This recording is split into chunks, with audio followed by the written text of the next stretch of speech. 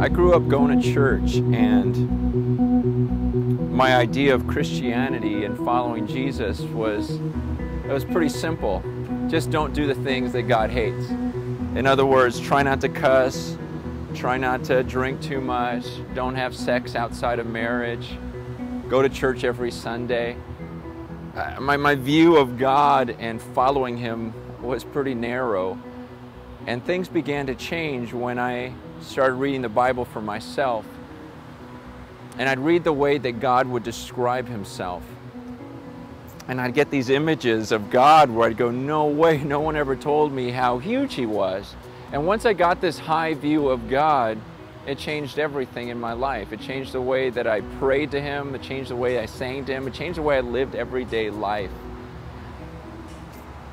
And I guess my hope in this book is that I'll help you gain this big view of God. Because a huge view of God changes everything. You start realizing, wait, that's the God who sent His Son to die for me? That's insane.